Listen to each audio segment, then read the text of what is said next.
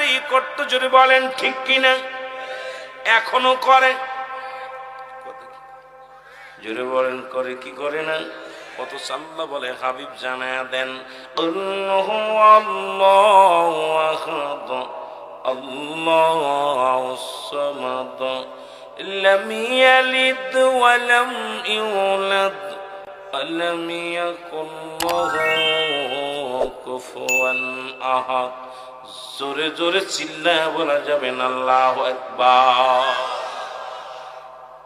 আল্লাহ ডাকতে বলে হাবিব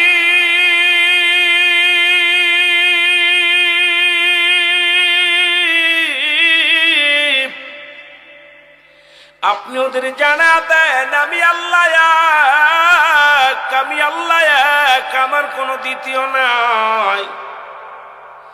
পৃথিবীর মধ্যে কাউকে জন্ম দিই নাই, কাউকে কারো থেকে জন্ম নিই নাই।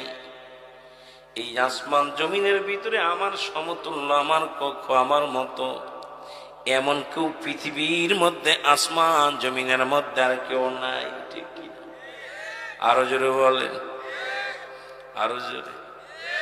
আবার মাঝে মাঝে একটা কথা মনে পড়ে যায়, রে আল্লাহ তোমায় খুঁজতে যাইয়া পড়ে গেছি ভীষণ দায়। জোরে বলেন ঠিক কি?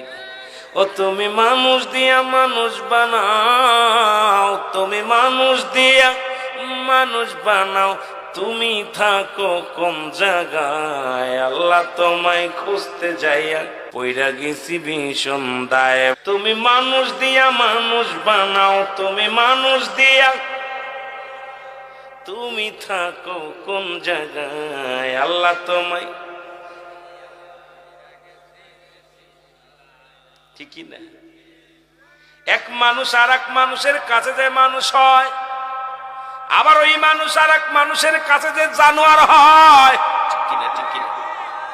মানুষের কাছে যে মানুষ হয় এরা হয় আল্লাহওয়ালা মানুষ, ঠিকই না?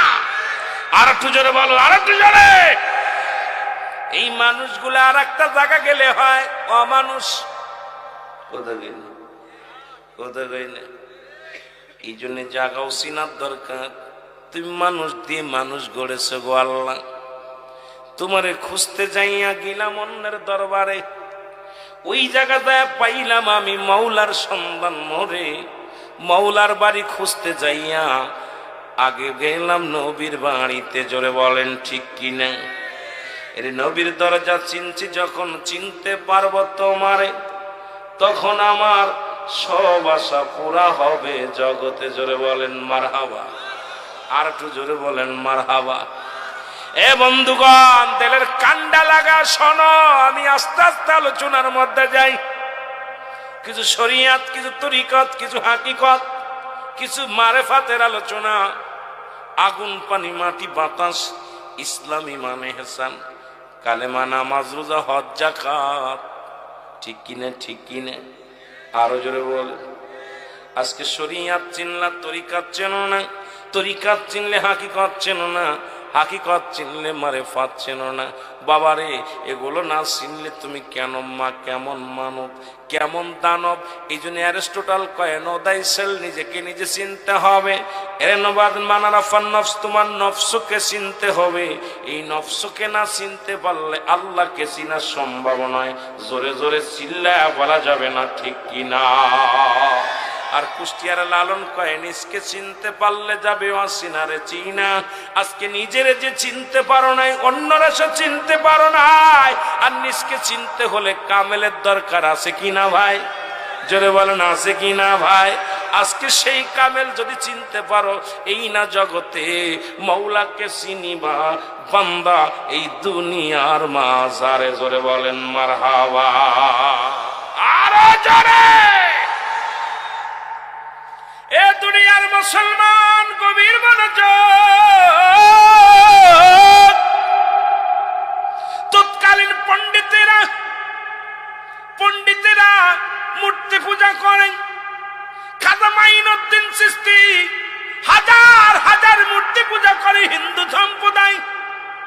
এ মুসলমান, ওই জামানার একটা ঘটনা আমি বলে যাই, দরদি বন্ধুরা শুনে নাও। আর একটু জোরে বলেন আল্লাহু আকবার। প্রতিদিন দুধের পাতিল নিয়ে চলে যায় মন্দিরে দুধ খাওয়াইতে দেবতারে। হিন্দু পণ্ডিতেরা, এখন পণ্ডিতেরা দুধ খাওয়ায় আসলে আসে, এটা পাতিল বইরা বাড়ি নিয়ে চলে আসে। কারণ পণ্ডিতের যখন দুধ নিয়ে যায়, এটা মাটির পুতুল খায় না, মানুষকে ধোঁকা দিয়ে খাওয়া শুরু করলো। একদিন বড় পণ্ডিতের মেয়ে বলে, আব্বা জান, ও আমার আব্বা জান, বাবা গো আমি যাব নিজ হাতে তোমার দেবতার দুধ পান করাইব। বাবা আজকে দুধের পাতিলটা দাও আমার হাতে। পণ্ডিত বলে, মা দেবতা তো দুধ পান করে না, এই দেবতারে দুধ পান করানো সম্ভব নয়। মেয়ে বলে, বাবা যে দেবতায় দুধ পান করে না তারে পূজা করে লাভ কি? ঠিক না? যে দেবতা তোমার কথা শোনে না তারে পূজা করে লাভ কি? তুমি দাও, আমার বিশ্বাস আমার কথা শুনবে, দেবতায় দুধ পান করব। দুধের পাতিল নিয়ে রওনা হয়ে গেছে।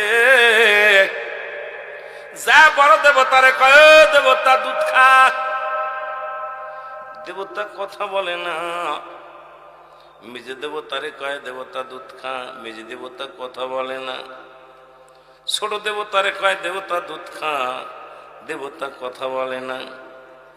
মেয়ে বলে, আজকে দুধ না পান করলে আমিও মন্দির থেকে যাব না। সারা জীবন তোরে পূজা করে দুধ খাবি না, আমিও মন্দির থেকে যাব না। একবার লুটাই বড় মন্দিরে, আবার লুটাই মেজ মন্দিরে, আবার লুটাই ছোট মন্দিরে। দেবতার পায়ে লুটায় লুটায় মাথা ঠুকাইয়া ঠুকায় রক্ত ঝরতে লাগে। আর ডাকতে বলে, দেবতারে খা খা, দুধ খা খা। জোরে জোরে চিল্লায় বল আল্লাহু আকবার।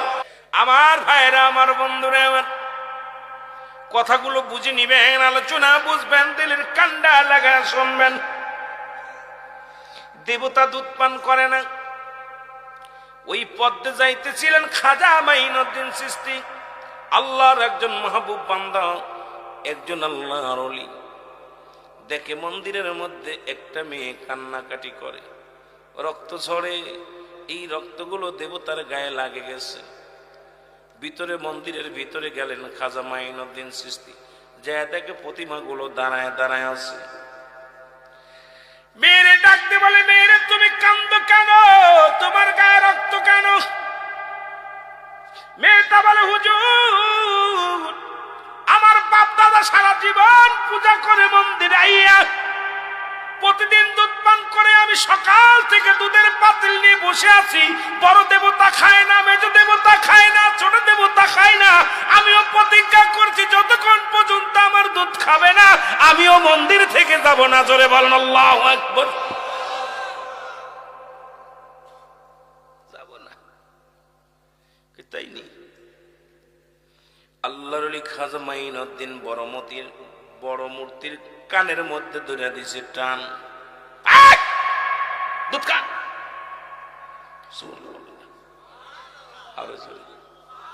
আল্লাহর ওলিদের পাওয়ার কেমন রে ভাই, আল্লাহর ওলিদের ক্ষমতা কেমন একটু যাই না লাও। খাজা মাইনুদ্দিন কানের মধ্যে টান দিয়ে বলে, মূর্তি, দেবতা দুধ খা। মেয়েটার কপাল দিয়ে রক্ত ঝরে, তাড়াতাড়ি খা। মূর্তি কয়, হুজুর বিয়াদবি মাফ চাই, খাইতেছি, দেরি করব না। জোরে কন্যা সুবহানাল্লাহ। আস্তে কইতেন নি, আস্তে কইতেন নি। দেবতা মেয়েটার হাত থেকে দুধের পাতিল নিয়ে পান করা শুরু করলেন। দেবতায় ভাগ করে খালেন, যতগুলো দেবতা আছে সবাই ভাগ করে দুধ খায়। খাজা মাইনুদ্দিন কয়, মারে আর কান্দিস না, তোর জীবন ধন্য, তোর দেবতায় দুধ পান করেছে, তুই চলে যা। জোরে জোরে বলেন মারহাবা। খালি পাতিল নিয়ে বাড়ি গেছে। বড় পণ্ডিত ডাকতে কয়, মারে দুধ কই? মি বলে, বাবা বড় দেবতা আমার হাত থেকে নিয়ে ভাগাভাগি করে খাইছে। আল্লাহু আকবার। বড় পণ্ডিত কয়, মা তোর মাথাটা একেবারে গেছে। মাটির পুতুল কি কোনোদিন খাইতে পারে? মাটির পুতুল কি কোনোদিন খাইতে পারে? কয় বাবা গো, সারা জীবন তোমরা পূজা করলাম, আজ পর্যন্ত দেবতারে কিছু খাওয়াইতে পারলা না, আর আমি তোমার কন্যা হয়ে দেবতারে দুধ পান করাইছি, তুমি বিশ্বাস গেলা না। বাবা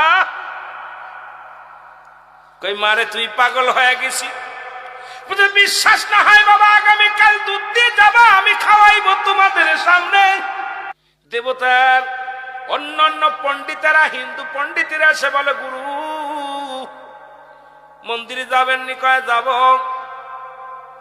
কয় শুনছনি আমার মেয়ে দুধ পান করাইছি, বড় দেবতা, মেজ দেবতা, ছোট দেবতারে।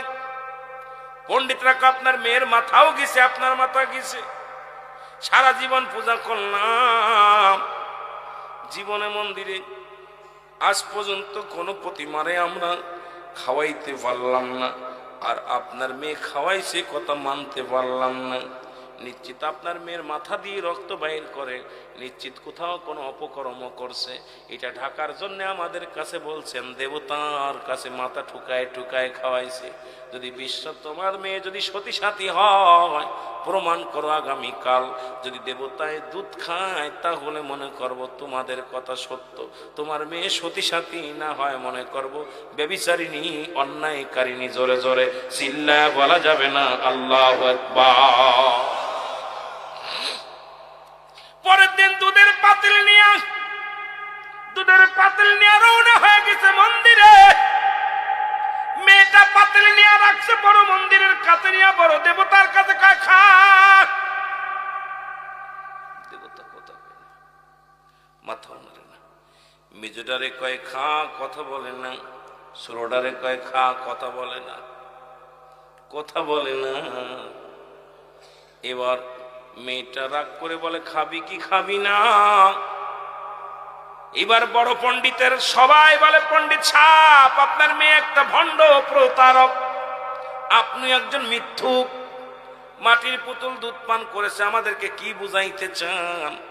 মেয়েটা বলে, দেবতারে আমার বাবার ইজ্জত যায়, আমার ইজ্জত যায়, দুধ কি পান করবি না হয় গতকালকে যিনি কানে ধরে টান দিছে তারে ডাক দিবনি।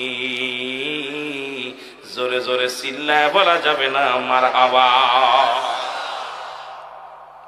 এরে দেবতা কয়, মা মারে ওরে ডাকা লাগতো না, দুধের পাতিল দাও। মারহাবা কইতে সমস্ত পণ্ডিত কয়, সর্বনাশ, এ তো খালি দুধ পান করে নাই, মাটির বোতল কথা কয়, সারা জীবন পূজা করলাম, কথা বলে না, খায় না, আজকে দেখি মাটির বোতল কথা কয়। মারে ডাকা লাগতো না, ওরে আর ডাকিস না, খুব কড়া মানুষ, দে ভাগ করে খেতেছি। এই দেবতা খেয়ে দেবতারে দেয়, ও দেবতা খেয়ে ও দেবতারে দেয়, ভাগ যোগ করে এক পাতিল দুধ শেষ করে ফেললো। আল্লাহু আকবার। বড় পণ্ডিত ডাক দে কয়, মারে এত বেল যত বুঝাইলি কোন দেবতা কথা বলল না, কার কথা বললি যে তারে ডাক দিবনি? দেবতার জবান খুলে গেছে, কয় মাগো ডাকা লাগতো না, পাতিল দাও। বলো মাগো সে কে? মেয়ে কয়, বাবা আমি চিনি না, তবে একটা দাড়িওয়ালা, টুপিওয়ালা, পাঞ্জামিওয়ালা গায়, এই পাগলটা রাস্তা দিয়ে যাইতেছিল গো বাবা। আমি যখন দেবতারে দুধ পান করানোর জন্য চেষ্টা করেছিলাম, ব্যর্থ হয়েছিলাম, তখন ওই পাগলটা এসে বলল, ওই পাগলটা আল্লাহর পাগল, এসে বলে দেবতারে দুধ পান কর। মেয়েটা অনেক কষ্ট করে কানে ধরে, তখন সব দেবতা পান করেছিল দুধ গো বাবা। আজকে তার নামটা বলার সঙ্গে সঙ্গে সব দেবতা দুধ পান করে নিছে বাবা। কয় মারে কোন দিকে গেছে? কয় এদিকে গেছে। যাইতে পণ্ডিতেরা কয় চল যে দেখিয়েছি এই লোকটাকে, যায় দেখে এক জঙ্গলের মধ্যে একদিন নয় দুদিন নয় ওরে খাজা মাইনুদ্দিন চিশতি কত কষ্ট সাধনা করছে জঙ্গলায়, পেটটি ভরে কোনোদিন খায় নাই, কোনোদিন ঘুমায় নাই। আল্লাহর প্রেমে এমন পাগল ছিল, এমন সাধক ছিল, এই দুনিয়ার কোনো মুখাপেক্ষী নয় আমার আল্লাহর পাগল। যাই নামাজের মধ্যে বসে ডাকতে বলে আমার মালিক,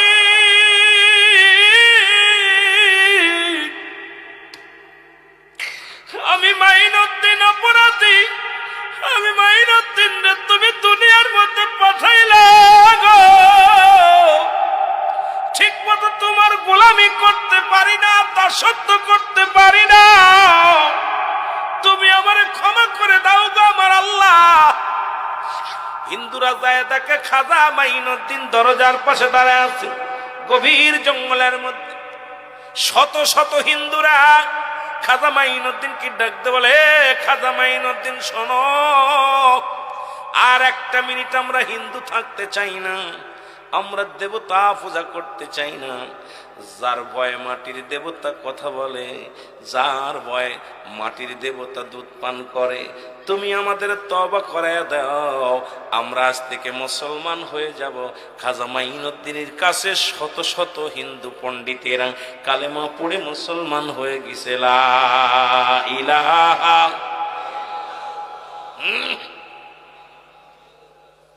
সাল্লাল্লাহু আলাইহি ওয়াসাল্লাম। জোরে বলেন মারহাবা, আরো জোরে। এই জন্য আল্লাহ ওলিদের কাছে আসে ইলহাম, নবীদের কাছে আসে ওহী। সুবহানাল্লাহ বলেন না। আল্লাহর ওলিদের কাছে আসে কি? জোরে বলেন কি আসে? ইলহাম আসে। নবীদের কাছে আসে ওহী। আল্লাহর কোন পাগলরে আল্লাহ কোন জায়গা খেলাইব, কোথায় কোথায় নিব। ও মুসলমান বাবারা, আমার দাদু ভাইয়েরা, মারামারি নয়, হাঙ্গামা নয়, আল্লাহর মাহবুব বান্দা দিনের দাওয়াত দিছে এইভাবে, মানুষকে ইশকে দরিয়ার মধ্যে ডুব দিছে। কারণ মানুষ তার কদমের মধ্যে লুটায়া যায়, কারণ তারা দুনিয়ার কোনো মুখাপেক্ষী থাকে না, তারা হয়ে যায় আল্লাহর পাগল। আর আল্লাহর পাগল যখন হয়ে যায়, দুনিয়ার কোনো মুখাপেক্ষী তারা নয়, একমাত্র আমার মাওলার মুখাপেক্ষী হয়ে যায়। জোরে বলেন ঠিক কিনা? পৃথিবীর মধ্যে শ্রেষ্ঠ জাতি হিসেবে বানাইলেন আমার আল্লাহ। পৃথিবীর বুকে যত মাখলুকাত আমার আল্লাহ বানাইল, সর্বশ্রেষ্ঠ মাখলুকাত হলো আশরাফুল মাখলুকাত। এই পৃথিবীর মধ্যে আমার আল্লাহ মানুষ কুলে আপনাকে আমাকে ধরার মধ্যে পাঠাইল, শুকরিয়া আদায় করার দরকার আছে কিনা? নবী হিসেবে পাইলাম শ্রেষ্ঠ নবী,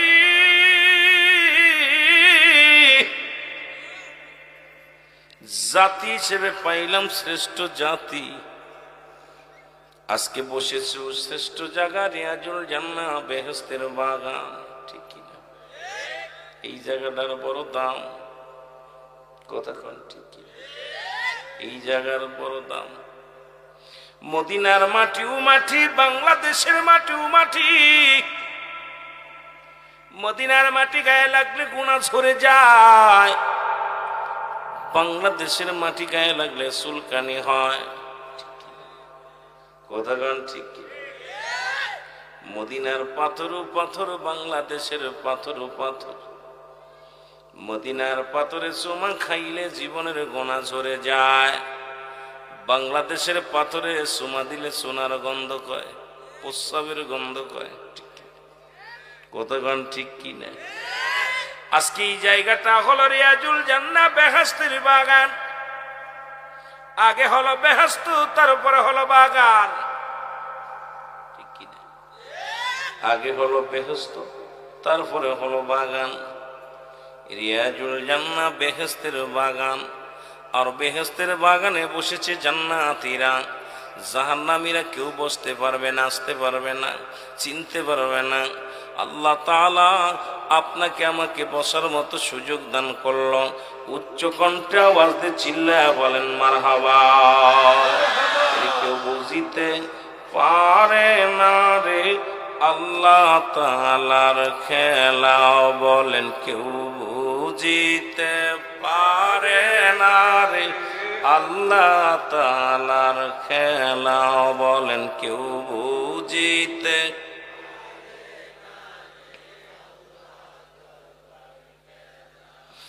দয়াল যারে ইচ্ছা তারে দিয়া মিলাই প্রেমেরি মেলা দয়াল যারে ইচ্ছা তারে দিয়া মিলাই প্রেমেরি মেলা কেউ বুঝিতে পারে না রে পীর মুরিদের খেলা ও ভাই কামেল পীরের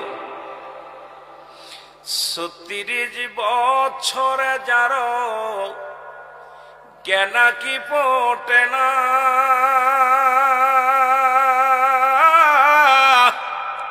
ছয় মাসের কালের আবার পাই যে ১৬ আনারে দয়াল পাই যে ১৬ আনা ও দয়াল যার ইচ্ছা তারে দিয়া মিলাই প্রেমেরি মেলা দয়াল যারে ইচ্ছা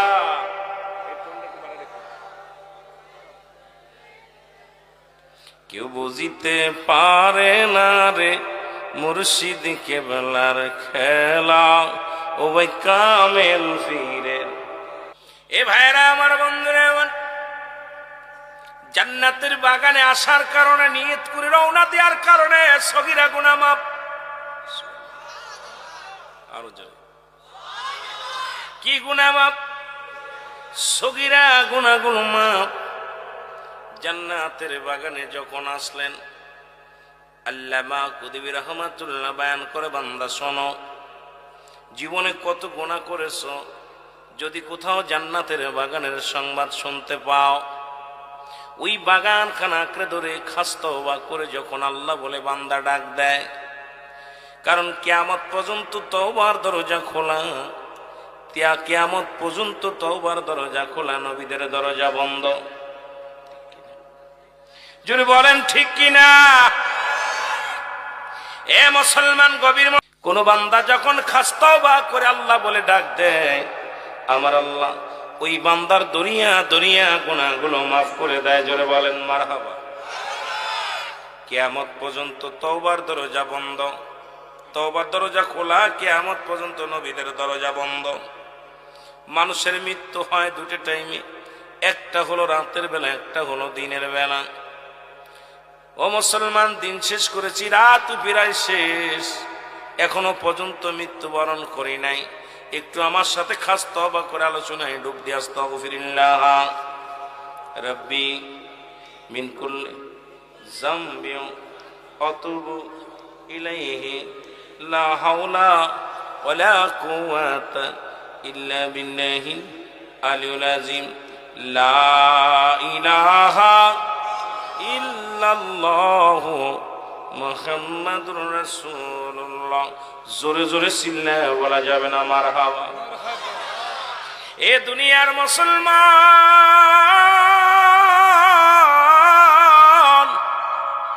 দিলের কান্ডা লাগায় শুনে নাও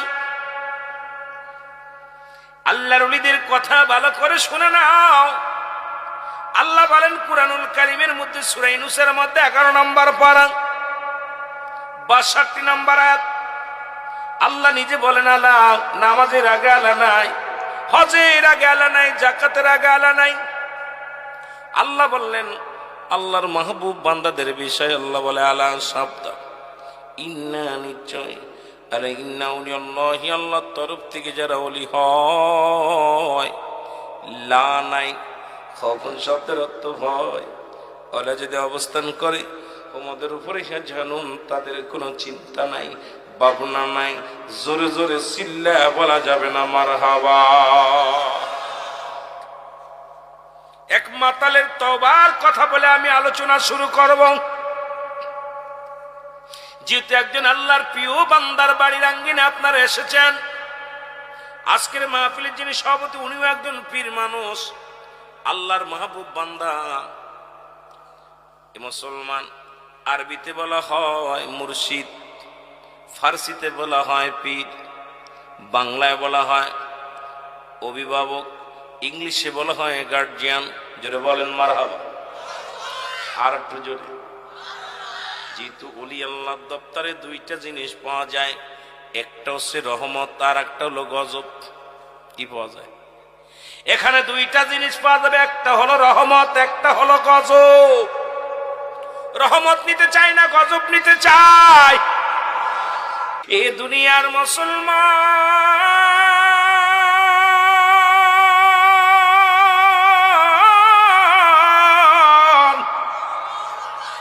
হযরত হাসান বসরি রাহমাতুল্লাহর কদমের মধ্যে এক মাতাল, ভালো করে বুঝে নিন, একজন মাতাল, তার বাবা মা দুজনই ছিলেন মুরিদ হাসান বসরি রাহমাতুল্লাহর কদমে। মারহাবা বলা যাবে না? আর একটু জোরে। প্রতিনিয়ত আসা যাওয়া করতেন, প্রতিনিয়ত স্বামী স্ত্রী পীরের কদমের মধ্যে যাইতেন, বায়াত গ্রহণ করলেন, ওলি আল্লাহর কদমের মধ্যে যায়। হঠাৎ মুসলমান শোনে না, একটা সন্তান আল্লাহ তাদের দান করলো। কিছুদিন পরে ওই মুরিদ মারা গেলেন। মুসলমান শোনে না, দুনিয়ার মা ছেড়ে বিদায় হয়ে গেলেন, স্ত্রী একা হয়ে গেলেন। কলিজার টুকরা সন্তানকে নিয়ে পীরের কদমে আসা যাওয়া করে। আর চিন্তা করে ডাক দে, আমার আল্লাহ, জীবনে আর কোনোদিন বিয়ে করব না, জীবনে আর কোনোদিন শাদী করব না। কলিজার টুকরা সন্তানকে আমি আল্লাহওয়ালা বানাবো, কলিজার টুকরা সন্তানকে আমি দ্বীন ইলম শিক্ষা দিব, দুনিয়ার মধ্যে একজন কামেল বানাবো। জোরে বলেন আল্লাহু আকবার। সন্তান যখন বড় হয়ে গেল, নামাজ ছেড়ে দিল, রোজা ছেড়ে দিল, সন্তান মায়ের অবাধ্য হয়ে গেল। আল্লাহু আকবার বলেন। সন্তান মায়ের অবাধ্য হয়ে গেল, মাতাল, ইয়াবা, ট্যাবলেট, যত গাঁজা, মদ এগুলো সেবন করতে লাগলেন। জনম দুঃখিনী মা চোখের পানি ছেড়ে কান্দে আল্লাহর দরবারে। আর পীরের দরবারে যা বলে, হুজুর আমার ছেলের জন্য একটু দোয়া করেন, ছেলে যেন পথে আসে, জীবনে শাদী করলাম না, এই কলিজার টুকরা সন্তানকে মানুষ করার জন্য জীবনে কষ্ট করে গেলাম, আজকে ছেলে তো আমার লাইনে নাই, নষ্ট হয়ে গেছে, আমি আল্লাহর দরবারে কি জবাব দিব, আমি আমার স্বামীর কাছে কি জবাব দিব? সন্তান নিয়ে বড় বিপাকে আসি। মুসলমান দিলের কান্ডা লাগে, শোনো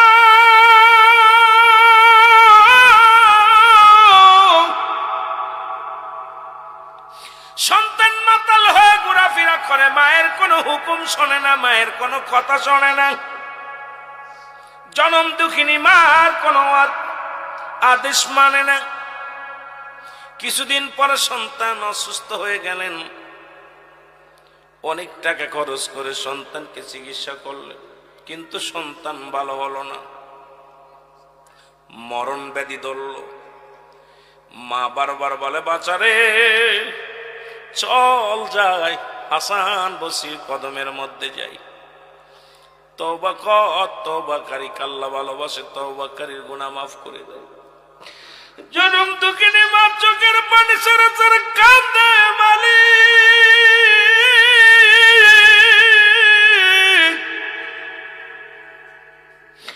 এই কলিজার টুকরা সন্তান জাহান্নামে চলে যাবে, বড় বিপদের মধ্যে পড়ে যাব আল্লাহ। সন্তানকে বলে, বাবা চল হাসান বসরির কদমের মধ্যে যাই। ছেলে কোনো কথা শোনে না, কথা রাখে না। এমন সময় হঠাৎ একদিন ছেলে ডাক দে বলে, মা আমি উঠতে পারি না, বসতে পারি না, কথা বলতে পারি না, মা গো তুমি হাসান বসরিকে একটু নিয়ে আসো, আমি হাসান বসরির কাছে বায়াত গ্রহণ করব, হাসান বসরির কাছে কালেমা পড়ব, হাসান বসরির কাছে আমি তওবা করব, আল্লাহ যেন আমারে মাফ করে দেয়। এই কথা বলার পর মা জননী চলে গেলেন হাসান বসরির কদমের মধ্যে, পীরের কদমের মধ্যে যে সালাম দেয়। মুসলমান ডাকতে বলে, হুজুর আমার কলিজার টুকরা সন্তান তওবা করতে চাই, কালেমা পড়তে চাই, আপনি যে দয়া করে আমার বাড়ি যেতেন তাহলে কতই না মঙ্গল হতো।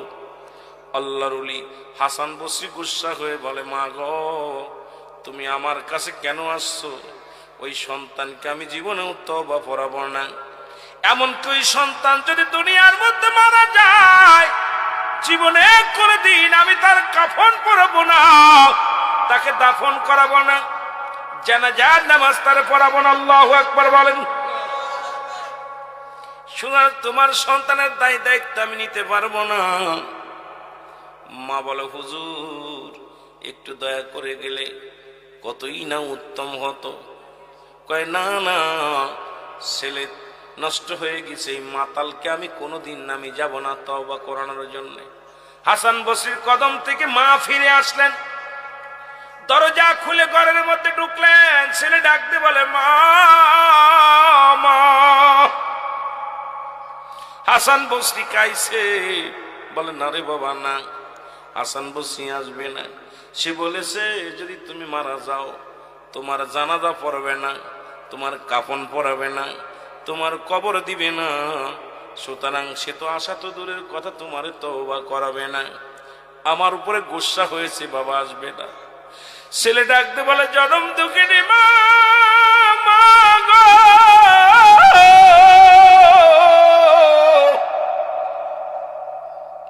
ও জনম দুঃখিনী মা, নিশ্চিত আমি মারা যাব, আমি আর বাঁচবো না। তবে মরার আগে বলে যাই রে মা, আমি যেদিন মারা যাব